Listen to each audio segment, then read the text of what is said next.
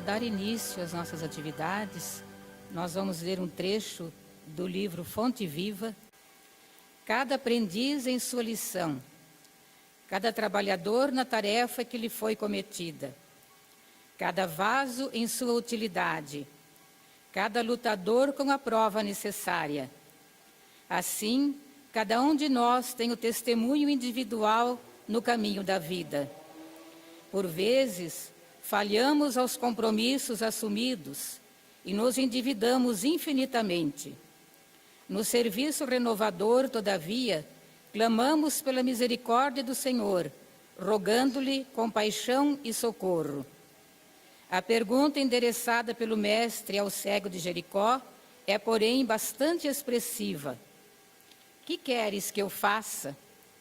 A indagação deixa perceber que a posição melindrosa do interessado se ajustava aos imperativos da lei. Nada ocorre à revelia dos divinos desígnios. Bartimeu, o cego, soube responder solicitando visão. Entretanto, quanta gente roga acesso à presença do Salvador e, quando por ele interpelada, responde em prejuízo próprio? Lembremo-nos de que, por vezes, perdemos a casa terrestre a fim de aprendermos o caminho da casa celeste. Em muitas ocasiões, somos abandonados pelos mais agradáveis laços humanos, de maneira a retornarmos aos vínculos divinos. Há épocas em que as feridas do corpo são chamadas a curar as chagas da alma, e situações em que a paralisia ensina a preciosidade do movimento. É natural peçamos o auxílio do Mestre em nossas dificuldades e dissabores. Entre mentes, não nos esqueçamos de trabalhar pelo bem nas mais aflitivas passagens da retificação e da ascensão, convictos de que nos encontramos invariavelmente na mais justa e proveitosa oportunidade de trabalho que merecemos, e que talvez não saibamos de pronto escolher outra melhor. Então vamos orar. Deus nosso Pai de amor e bondade, nós rogamos nesse momento a Tua proteção e o Teu amparo para todos nós, para o nosso palestrante que aqui se faz presente, para que a mensagem por ele veiculada possa calar fundo em nossos corações, principalmente que nós possamos aprender um pouco mais e esses ensinamentos possam, Senhor, fazer com que nós procuramos evoluir mais, ser mais humanos, mais fraternos, mais caridosos. Que Jesus nos abençoe as nossas intenções. Agradecemos por essa oportunidade. Esteja conosco, Senhor, hoje e sempre. Que assim seja. A palestra da tarde de hoje será pelo nosso irmão Alan. Ele vai falar sobre o tema que está aí, Missão e Obra de Allan Kardec. Vamos ouvi-lo então. Nosso boa noite a todos. Nós vamos falar alguns minutos aqui sobre a missão e a obra de Allan Kardec. E nós vemos muitos trechos da sua missão, que foi muito grandiosa, na obra Obras Póstumas, né? Vale sempre lembrar que essa obra, ela não foi uma obra publicada por Allan Kardec. Ela foi um apanhado de escritos que os seus amigos, do seu círculo íntimo, acharam após a desencarnação de Kardec. Então eles acharam os seus arquivos, as suas escrivaninhas, né?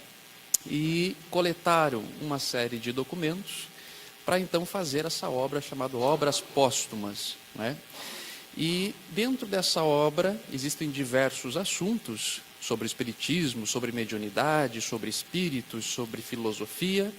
E uma das partes dessa obra é a missão de Allan Kardec, que ele havia recebido em uma comunicação particular, uma comunicação íntima.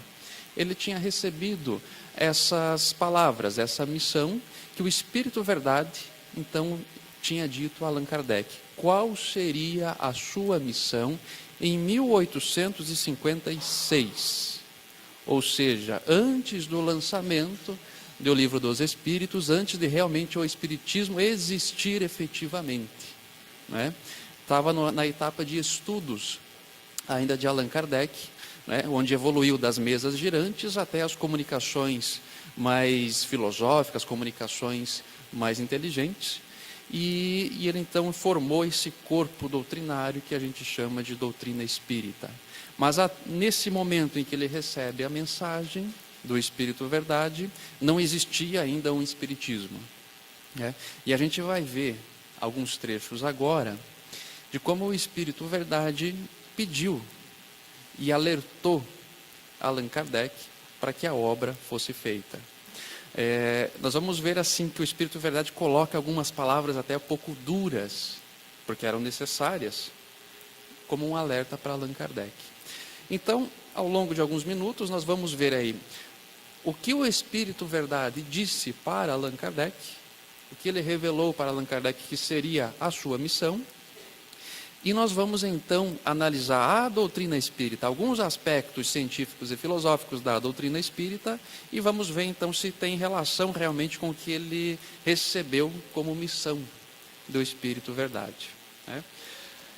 Então, na revelação da sua missão, eu coletei alguns trechos da missão revelada para Kardec, e um deles é esse aqui: suscitarás contra ti ódios terríveis, inimigos encarniçados.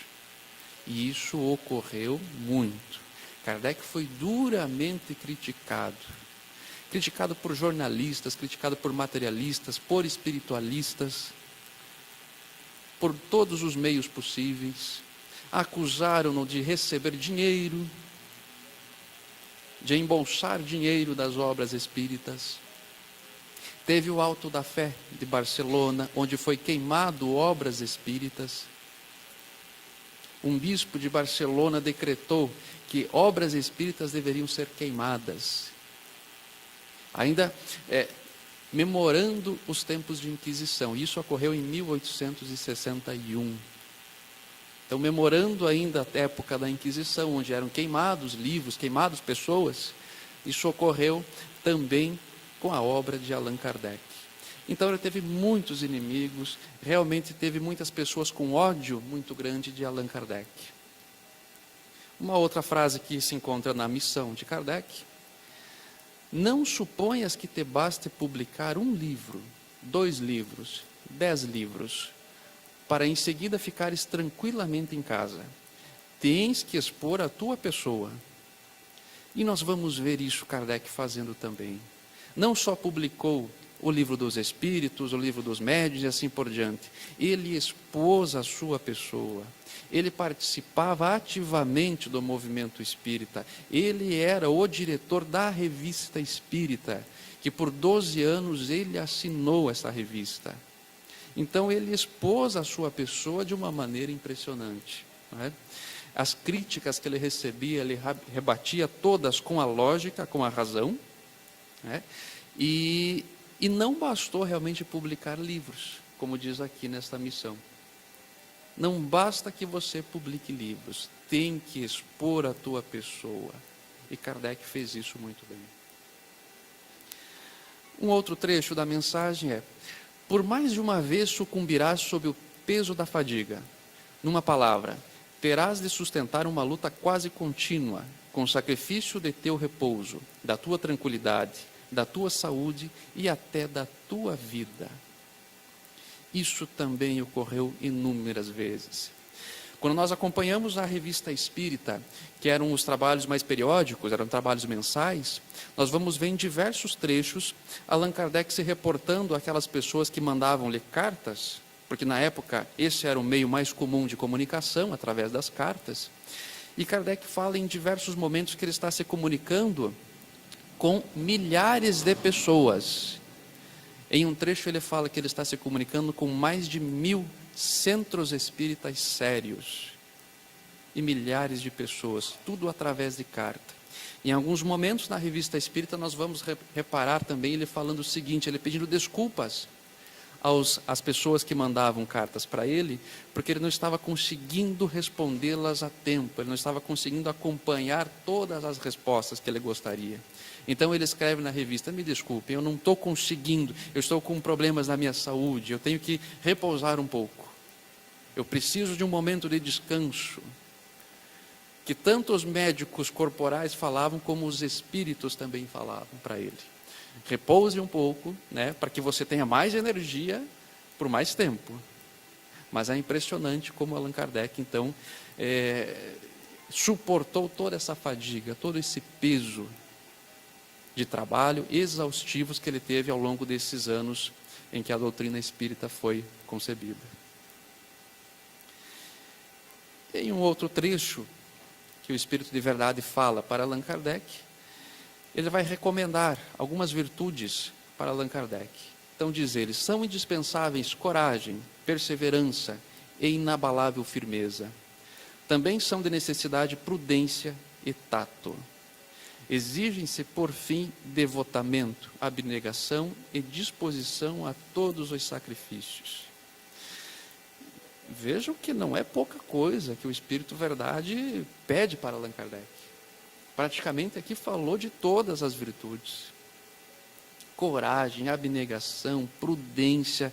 Veja que nessa fala nós percebemos que são virtudes de cunho intelectual.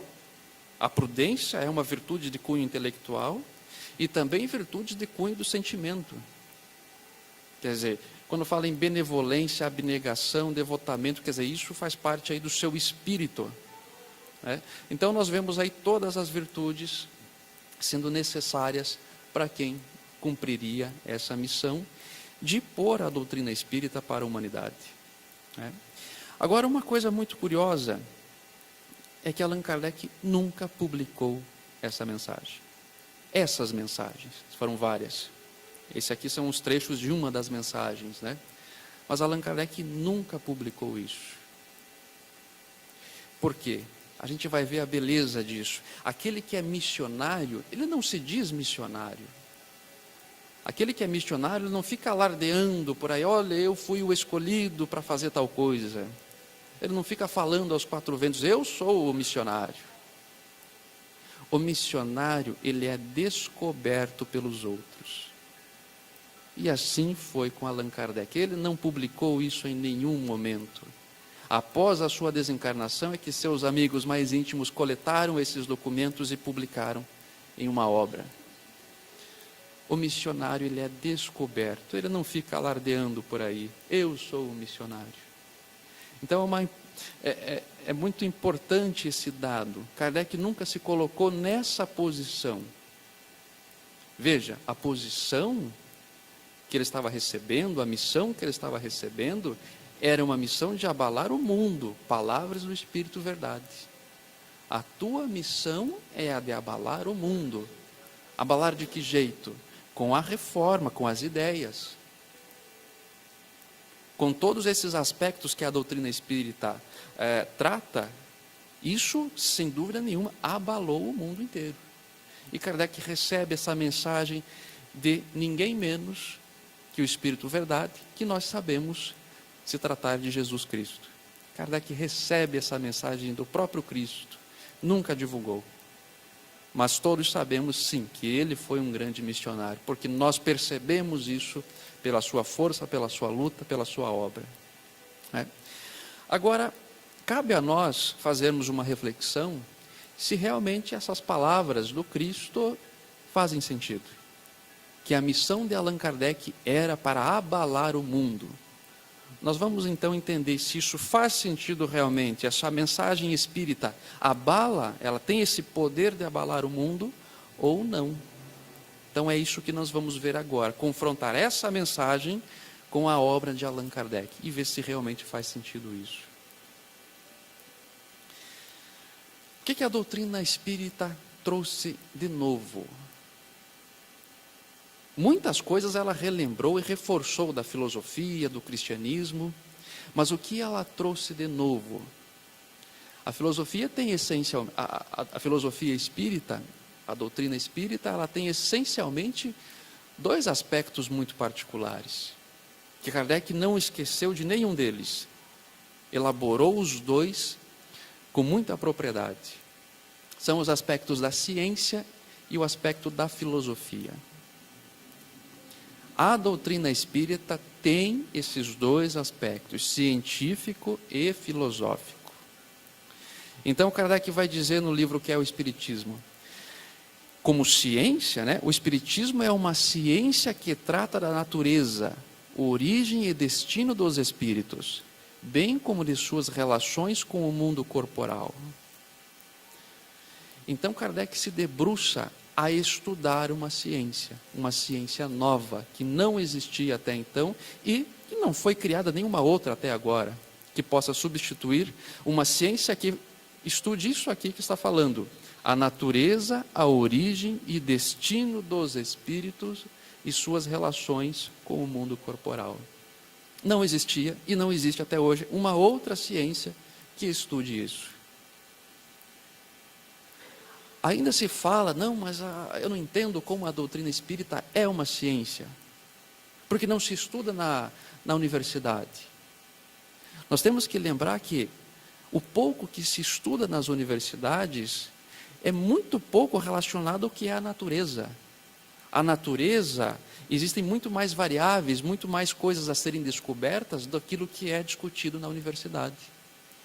Então não podemos confundir a ciência acadêmica, que se estuda na universidade, a química, a física, a matemática, não podemos confundir estas ciências com a ciência espírita. A ciência espírita é uma outra ciência. Mas o que é ciência? Alguém pode perguntar. A ciência é a observação dos fatos. A ciência é analisar exaustivamente fatos, observar esses fatos, criar então um corpo teórico que seja capaz de explicar esses fatos que estão na natureza. Isso é uma ciência. A biologia, a química, a física é exatamente assim. Não foi o homem que criou a física nem a química. O homem então observou os fatos e a partir dessa observação desses fatos criou teorias para que possa explicar esses fatos. Então, uma boa ciência é aquela que tem uma boa teoria para explicar os fatos. E foi isso que ocorreu com a ciência espírita. Sem tirar nem pôr, foi exatamente isso que ocorreu com a doutrina. Os espíritos não foram os homens que criaram, não foi Kardec que criou os espíritos. Os espíritos fazem parte da natureza. Desde que existe mundo, existe espírito. Então, Kardec, o que ele faz? Observa esses fatos. Observa, primeiramente, as mesas girantes, as comunicações por pancadas, as escritas diretas, e a partir daí, então, ele vai aprofundando essa observação. A tal ponto de criar, então, uma teoria, uma doutrina capaz de explicar todos esses fenômenos. E essa doutrina é a doutrina espírita. Então alguém pode perguntar também, bom, mas a ciência, se eu quiser, por exemplo, testar a química, testar a física, eu posso. Vocês concordam comigo que eu posso fazer isso? Se eu estudar os livros de química, estudar os livros de física e ter os instrumentos disponíveis para fazer experiências, eu posso testar e aprovar que aquela teoria da química, aquela teoria da física está correta ou não. A ciência ela precisa ter isso como um patamar. Eu preciso ter meios de reproduzir a ciência, não pode ser uma coisa de uma imaginação. Então, vocês concordam comigo? Vamos fazer experiências de química? Podemos, todos podemos. Basta com que nós possamos estudar livros e teorias da química e da física, termos os instrumentos necessários, e aí sim vamos reproduzir isso. Reproduzir essas experiências. Exatamente o mesmo se dá com a doutrina espírita. Sem tirar nem pôr, é exatamente isso que ocorre. Se eu estudar a doutrina espírita, estudando o livro dos médiuns, estudando o livro dos espíritos, compreendendo a doutrina e tendo os instrumentos necessários, que são os médiuns, eu consigo então reproduzir os fenômenos. Por isso é uma ciência, e não é apenas uma imaginação, não é apenas uma filosofia imaginária.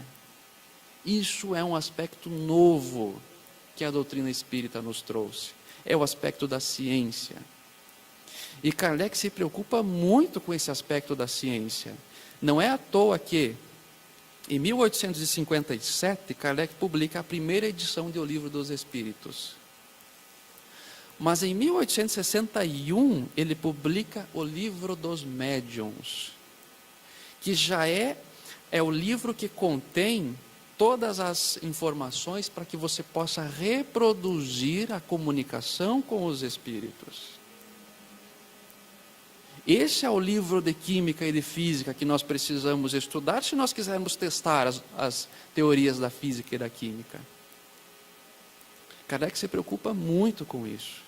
O primeiro livro, o Livro dos Espíritos, é para, como diz ele, conter a doutrina espírita como um todo. E logo em seguida vem o Livro dos Médiuns. Quer dizer, se você está com dúvida, faça você mesmo. Se você é cético, se você não acredita na doutrina dos Espíritos, não tem problema. Leia, estude e faça você mesmo. E é assim que se multiplicou aos milhares os grupos familiares mediúnicos. Era tão comum isso no século XIX, de se fazer reuniões mediúnicas entre família. Entre famílias, entre vizinhos, entre conhecidos. Né? Muitos lugares não tinham uma estrutura para ter uma casa espírita. Então se fazia a reunião mediúnica em casa, entre os familiares, entre os vizinhos, entre as pessoas que gostavam de estudar sobre a doutrina espírita. E não havia problema nenhum com isso. Kardec vai receber uma carta muito interessante, ele publica na Revista Espírita, de um presidiário que recebeu uma cópia de O Livro dos Espíritos, e esse presidiário estuda o Livro dos Espíritos e começa então a fazer as reuniões mediúnicas, ele sozinho em uma cela. Ele era o papel de evocador, ele era o médium e ele era o próprio dialogador. Muito interessante essa mensagem. E ele consegue escrever uma carta de agradecimento para Allan Kardec. Muito obrigado, Kardec. Eu estava numa solidão só. Com os espíritos agora se comunicando comigo, eu não estou mais só. Eu tenho companhia. Muito bonito isso, não é? Mas, então veja, é Kardec se preocupando com a reprodução do fenômeno. Não é uma doutrina puramente filosófica. Está com dúvida? Faça você mesmo. Não há impedimento algum nisso, a não ser os impedimentos que o Kardec coloca no Livro dos Médiuns. A não ser os recursos que você tem que ter. Óbvio que se você não tiver médium, você não consegue ter uma comunicação mediúnica, né? Mas tendo os recursos e entendendo a doutrina espírita, você consegue reproduzir isso tranquilamente. E isso é algo que abala o mundo. Isso é uma ciência. A observação dos fatos que estão na natureza, que existe um corpo teórico que consiga explicar todos esses fatos e que possa ser reproduzido. Isso é ciência. De tal forma como ocorre com a química, com a física, com a biologia, ocorre também com a ciência espírita. Nós podemos falar com boca cheia isso, né? Ciência espírita. Muitas vezes o espírita se acanha um pouco, né? O espiritismo é uma religião. É uma ciência, mas ele fala ciência assim mais baixinho, né? Quer dizer, o principal aspecto da doutrina espírita não é religioso. As consequências sim são religiosas, mas o principal aspecto não. O principal aspecto é a ciência. E como consequência da ciência, a filosofia, como nós já vamos ver. Então nós podemos falar de boca cheia. A doutrina é uma ciência. Está duvidando? Leia e reproduza. Kardec deixou todos os passos, passo a passo, como construir uma sociedade espírita, como construir uma reunião mediúnica. Isso é o mais importante. E isso abala o mundo, e abalou mesmo, né? A tal ponto de ter diversos inimigos, né? Kardec, com essa ciência nova, trouxe com ele aí vários inimigos diferentes, né? Os materialistas, os espiritualistas diversos, várias pessoas aí que se incomodaram com essa nova ciência. Agora, uma ciência por si só, ela, convenhamos que ela não agrega muito.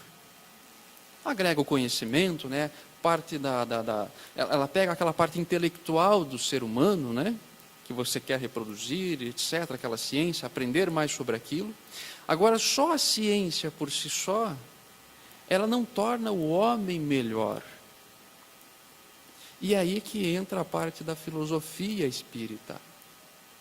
Baseado na ciência espírita, que consegue nos comprovar que existem espíritos, existe comunicação com os espíritos, o que isso produz na moral do homem?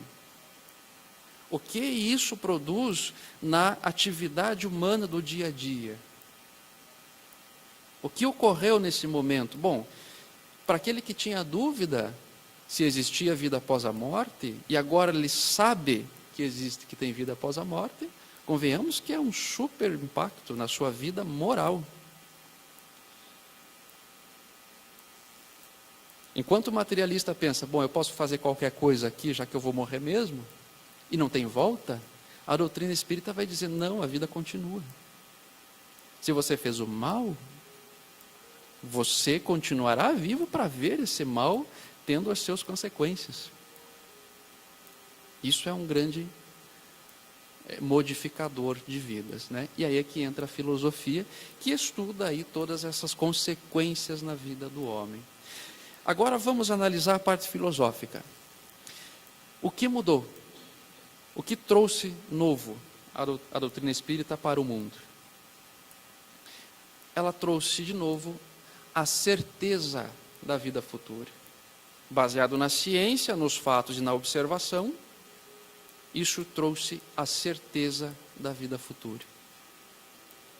Eu digo certeza também com boca cheia, não é nem esperança, é certeza da vida futura.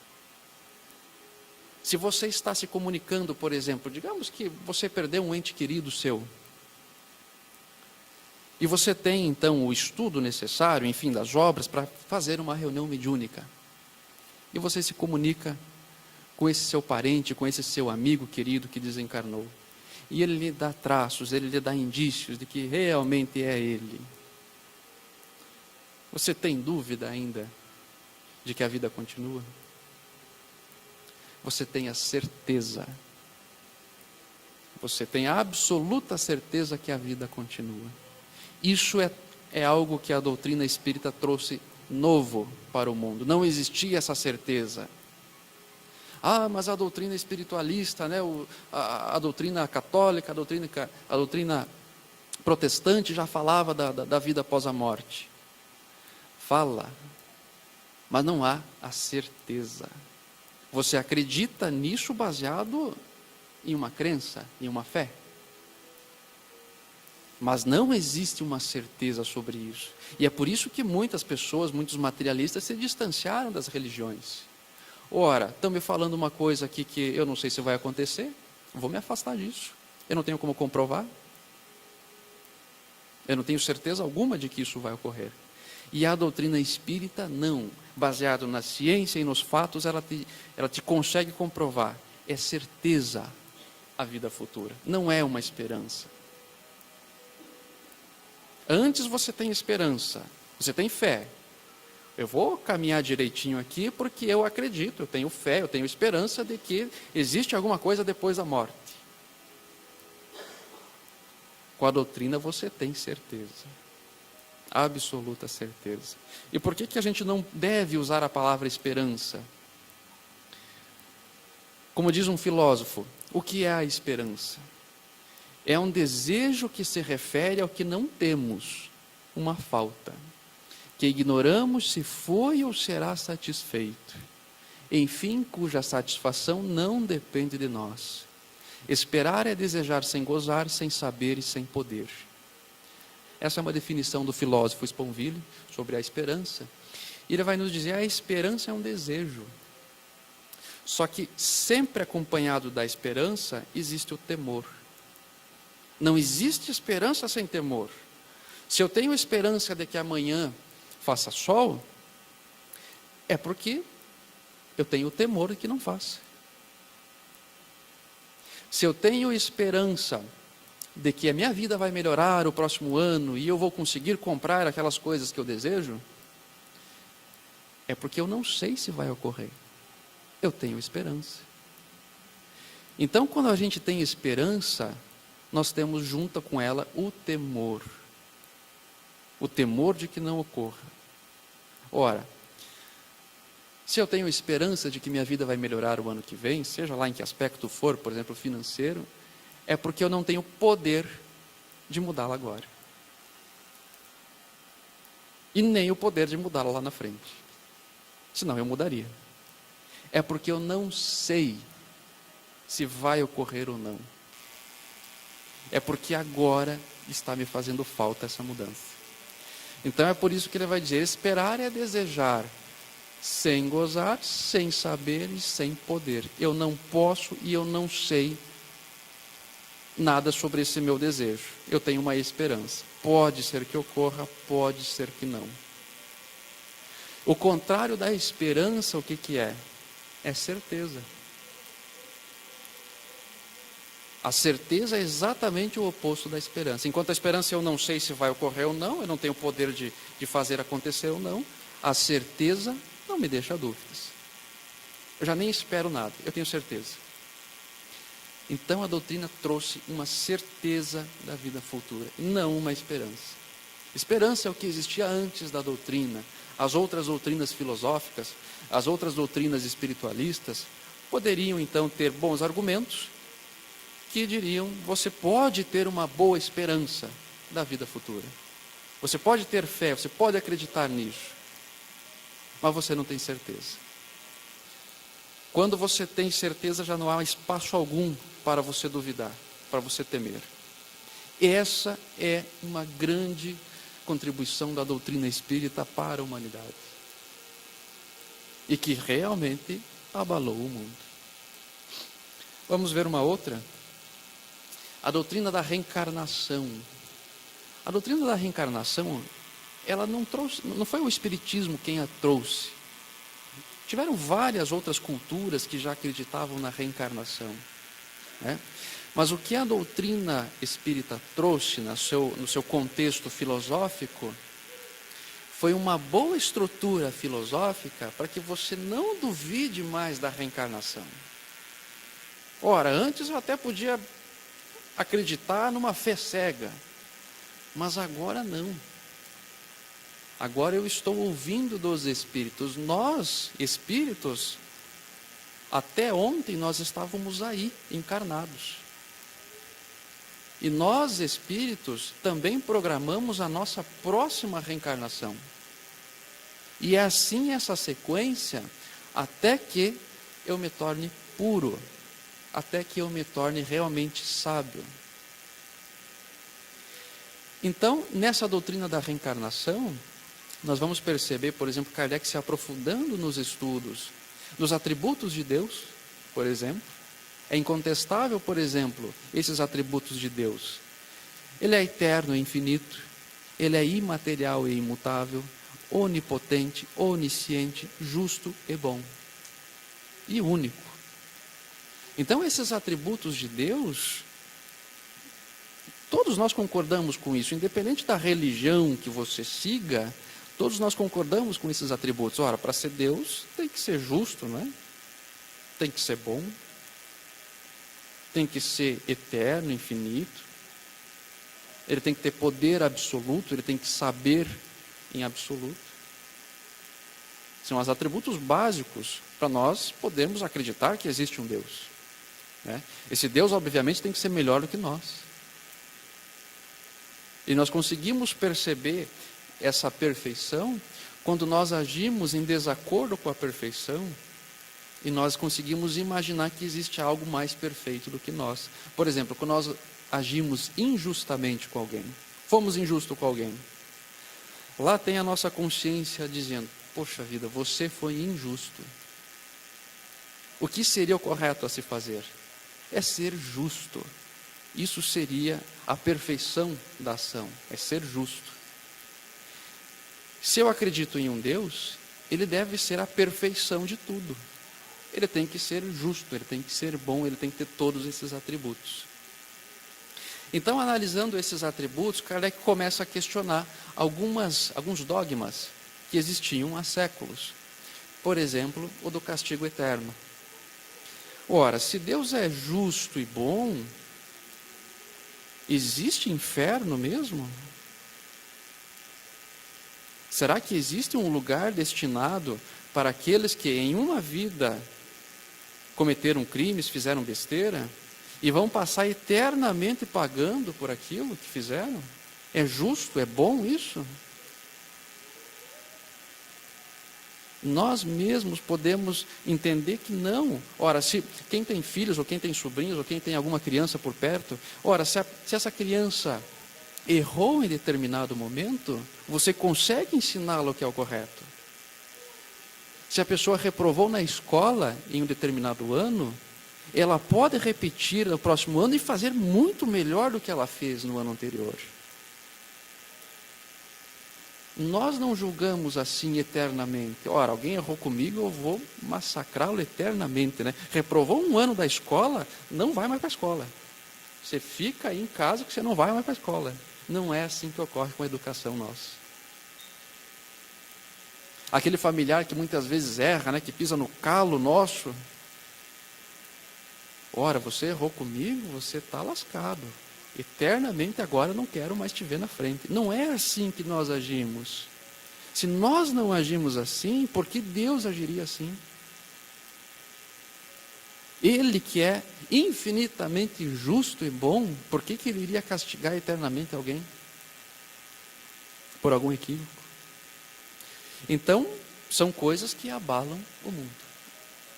A não retrogradação da alma, quer dizer, nesse processo reencarnatório, você só evolui. Pode até estacionar em algumas reencarnações, aquele indivíduo que não fez muitas coisas, né?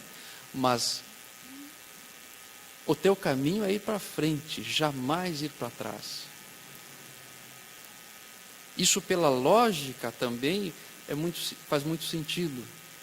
De que você, com os seus conhecimentos que você tem hoje, e que você não perde quando você desencarna, você poder usufruir desses conhecimentos para você avançar. Ninguém usa conhecimento para ir para trás.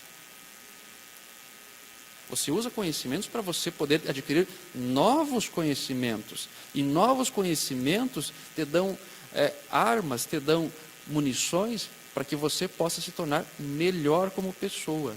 É o conhecimento intelectual te ajudando a ser melhor moral. Então esse princípio de não retrogradação da alma, de não voltar para trás, quer dizer, eu era bonzinho aqui nessa encarnação, na próxima eu voltei pior. Isso também não existe na doutrina espírita. Pela lógica, pela interrogação dos espíritos, pelas experiências de Kardec, você consegue compreender que isso não é possível. A mesma coisa com as doutrinas de anjos e demônios.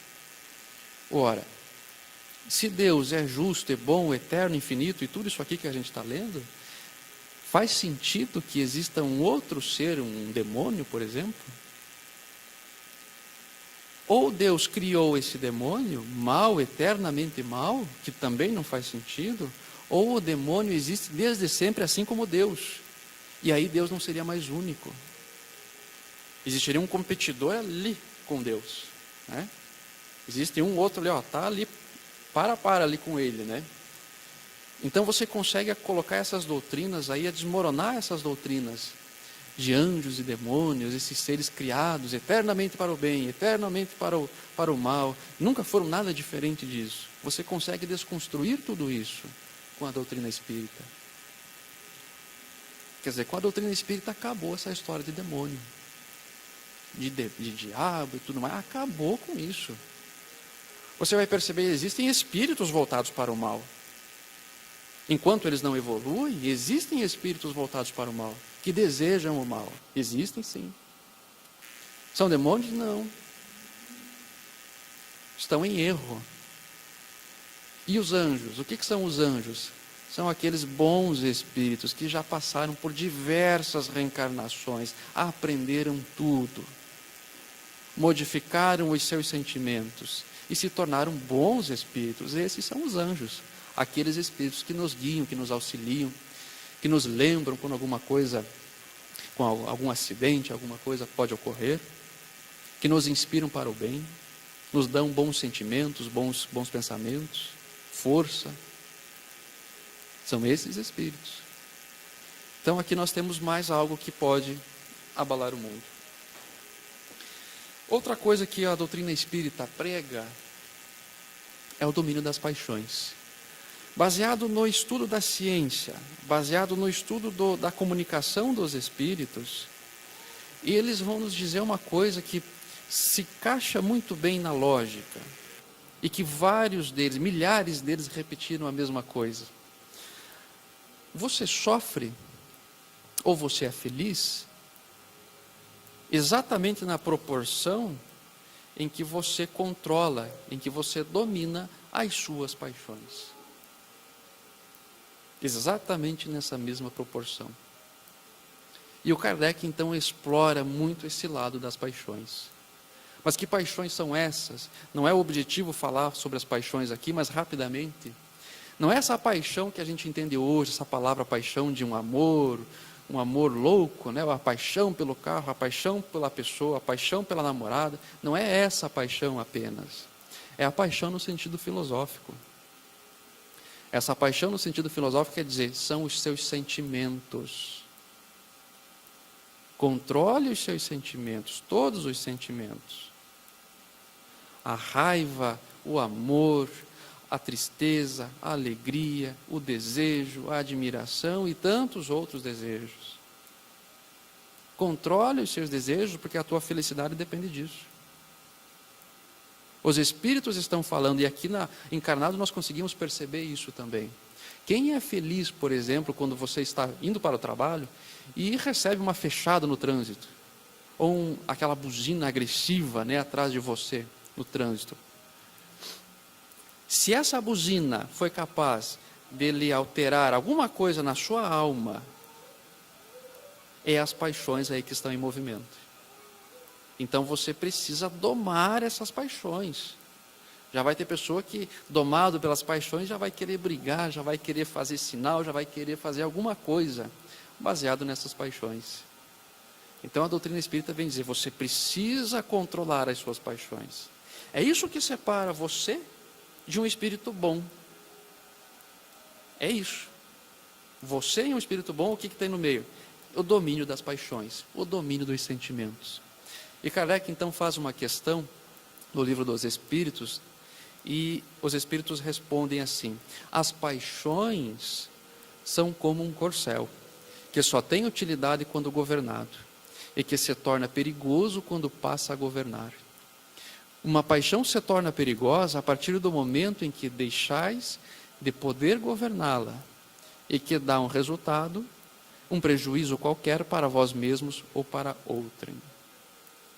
Belíssima essa resposta.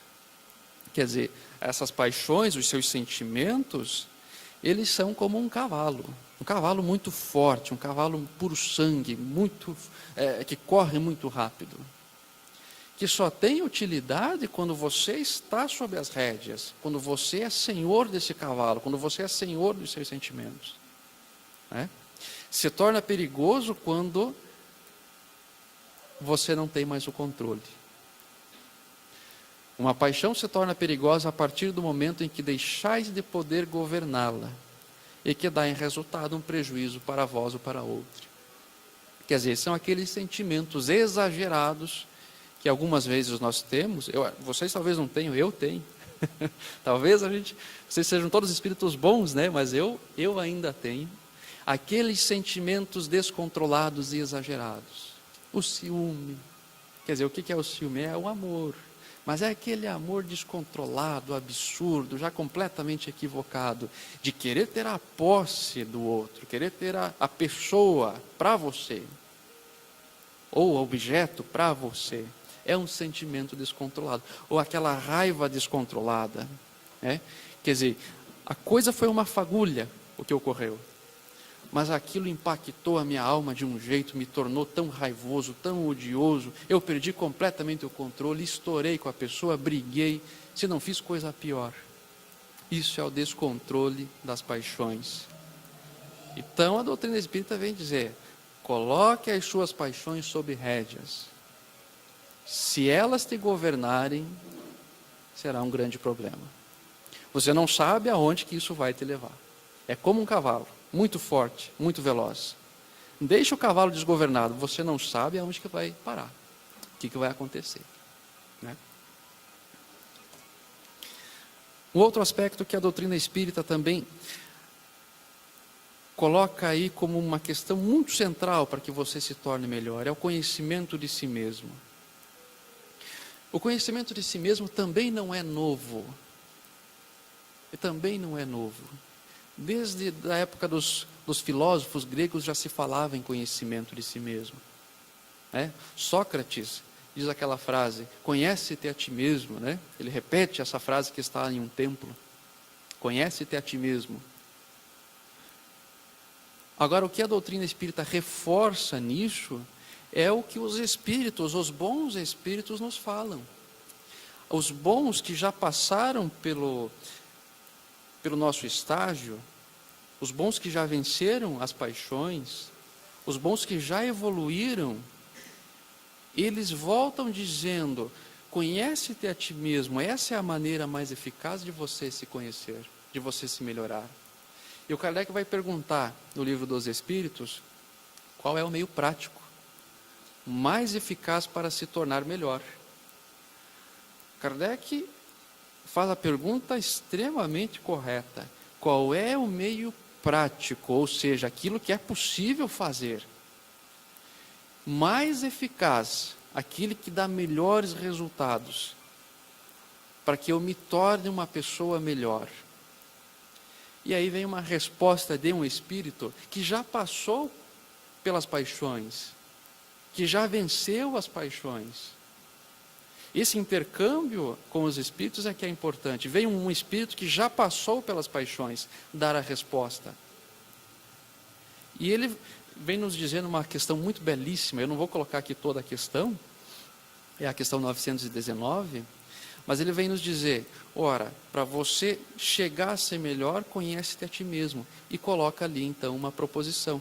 Todo final de dia, passa em revista o teu dia, passa em revista a tua consciência, perceba se você prejudicou alguém ou a você mesmo. Faça esse exercício de autoconhecimento. Se você não fizer esse exercício, ninguém vai fazer por você. Esse exercício é só seu, é caseiro, é interno, é da sua alma. Não há Cristo que vá fazer isso por você. Não vai ter ninguém que vá fazer isso. Um dos trechos aqui então dessa questão, esse espírito faz a seguinte reflexão: se aprovesse a Deus chamar-me nesse momento, teria que temer o olhar de alguém, ao entrar de novo no mundo dos espíritos, onde nada pode ser ocultado? Examinai o que pudesse ser obrado contra Deus, depois contra o vosso próximo, e finalmente contra vós mesmos. As respostas vos darão ou o descanso para a vossa consciência, ou a indicação de um mal que precise ser curado. O conhecimento de si mesmo é, portanto, a chave do progresso individual. Ora, se eu estou então sofrendo de paixões, de sentimentos descontrolados, como que eu posso vencer isso? Fazendo nada, é claro que nós não vamos chegar a lugar nenhum. Então, o que é possível fazer? Esse exercício de conhecer a si mesmo. E aqui esse espírito, que é o Santo Agostinho, vai nos dar essa boa dica. Faça esse exercício aí diariamente. Veja se você prejudicou alguém, prejudicou a si mesmo, se você burlou, infringiu alguma regra. Faça essa reflexão. Se Deus aprovesse lhe chamar nesse momento, você teria vergonha de alguém? Ora, desencarnei agora. Eu tenho que ter vergonha de alguém? Alguém que eu logrei, alguém que eu agredi, alguém que eu fiz algum mal qualquer? Então essa proposta do Santo Agostinho é: analise a si mesmo, analise, aprenda com os seus erros, para que você não pratique mais esses mesmos erros e possa reparar esses erros, porque a qualquer momento você pode desencarnar. E aí você vai ter que ter mais uma continuidade aí para você reparar esses erros, né? Mas se você puder reparar agora, melhor. Essa é a proposta do conhecimento de si mesmo. Faça essa análise de você, da sua alma, para que você possa se tornar melhor. Com que objetivo? Ser mais feliz. Nós vamos ver que o objetivo aí de todas as filosofias morais, de todos os sistemas éticos, é tornar o homem mais feliz. Porque você não consegue chegar numa outra questão. Ora, por que se melhorar? Para que eu possa errar menos. Mas por que errar menos? Ora, por causa disso. Mas a última questão que você não vai conseguir chegar, ultrapassar, é a felicidade. Ora, eu faço tudo isso para quê? Para que eu possa me tornar feliz. Mas por que ser feliz? Aí já você não tem mais continuidade. A felicidade é aquele estágio último. Você se utiliza da moral, você se utiliza de várias doutrinas, de vários sistemas éticos, para você no final chegar à felicidade. E esse é o objetivo também da doutrina espírita, como filosofia. Se torne melhor, domine as suas paixões, conheça a si mesma. Para quê? Para que você não sofra. Ninguém é feliz não dominando as suas paixões. Quem é feliz sentindo ciúmes, sentindo ódio, sentindo raiva, cometendo crimes? Ninguém é feliz assim. Então essa é uma proposta. E um outro aspecto também que a doutrina espírita nos trouxe, também não é novo, mas reforça, é a caridade. A caridade, ela não é nova, ela já vem desde o cristianismo. E a sua prática, possivelmente, desde que existem pessoas, a sua prática. Agora, o que a doutrina espírita nos trouxe é reviver a caridade proposta por Cristo. Então Kardec pergunta, caridade tem vários conceitos. Mesmo numa mesma língua, aqui no Brasil, por exemplo, a caridade tem vários conceitos. Se a gente for exportar a caridade, então, para outros países, é também uma palavra muito ambígua. Você pode confundir a caridade com diversas práticas, com diversas coisas. Kardec, então, pergunta no Livro dos Espíritos, o que é a caridade? Como entendia Jesus? O que é a caridade, como entendia Jesus? E aí vem a beleza desse intercâmbio de encarnados e desencarnados. Quer dizer, essa pergunta foi respondida por um espírito que compreendia Jesus. Se não foi o próprio Cristo que respondeu, mas foi então um espírito que compreendia Jesus, que compreendia a sua natureza moral, o que ele queria dizer. E a resposta desse espírito, então, vem nos dizer o seguinte: a caridade, como Jesus entendia, ela está baseada em 3 aspectos. É a benevolência, a indulgência e o perdão. E isso é caridade. Benevolência, indulgência e perdão. Muitas vezes a gente se apega só a um aspecto, né? Vamos fazer um sopão comunitário aqui, né, de madrugada, aqui, vamos ajudar os pobres aqui. É benevolência. Ótimo, está ótimo, é o bem. Mas a caridade, segundo Jesus Cristo entendia e que a doutrina espírita entende, não é só isso. Não é só isso. Isso é muito útil, a benevolência é muito útil, mas não é só isso. Ela vai ter outros 2 aspectos que diz respeito à sua alma, ao seu íntimo. A indulgência. A indulgência é você entender os erros dos outros. Ora, se eu erro, se eu não sou perfeito, e o outro errou comigo, eu vou entendê-lo. Eu também erro, você errou, nós erramos. Vamos esquecer isso, vamos passar uma borracha nisso, vamos nos tornarmos melhores para que a gente não erre mais. Mas é você não ficar julgando aquele erro da pessoa. Quer dizer, às vezes a gente julga como se nós fôssemos perfeitos. Nós não erramos nunca. Só o outro que erra. E a gente fica ali nessa rotina. O outro é o cara que está mais errado no mundo e eu sou o perfeito. Ora, você sabe que não é perfeito. Então, para que julgar o erro dos outros? Não julgue.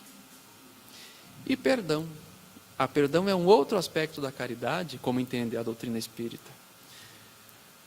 Se alguém lhe ofendeu, se alguém lhe cometeu um crime, se aconteceu qualquer coisa que impactou na sua alma, seja capaz de perdoar. Com a doutrina espírita você tem muitas ferramentas para você perdoar. Você sabe que a vida não acaba aqui. Você sabe que a vida continua. E você sabe que os erros não são apagados. Se uma pessoa comete um crime aqui na Terra, muitas vezes ele sai impune aqui da Terra. A pessoa pode ter cometido crimes horrendos. E daí lá pelas tantas, ele não é preso. Ou ele se mata. Então se a pessoa é materialista, a pessoa vai pensar assim, puxa vida, desgraçado. Cometeu um monte de crime e não foi punido pela justiça da terra.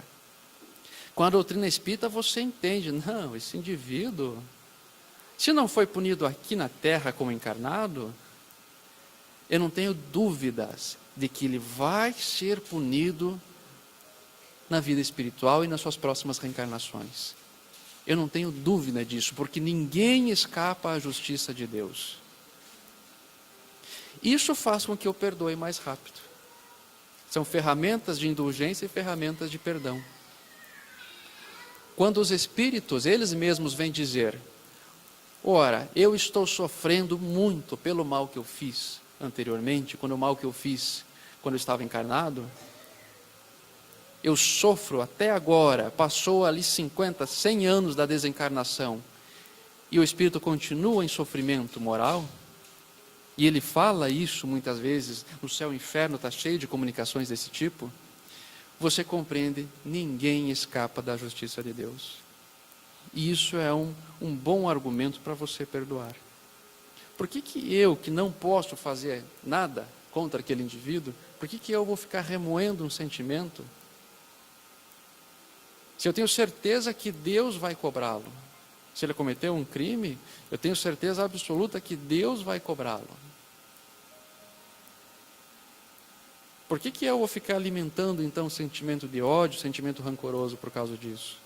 Quem tem certeza, não alimenta o ódio, perdoa. Você fez o mal contra mim, ou contra alguém da minha família, ou contra alguém que eu gosto? Vamos relevar. Eu posso até me indignar, procurar os meios claros de fazer justiça aqui na terra. Os meios legais. Isso faz parte da sociedade. Mas se não ocorreu, não alimente esse tipo de ódio. Quem vai ser infeliz é você. Deixa que o outro que errou se acerte com a sua consciência, se acerte com Deus. Então isso é mais uma coisa que a doutrina espírita nos trouxe.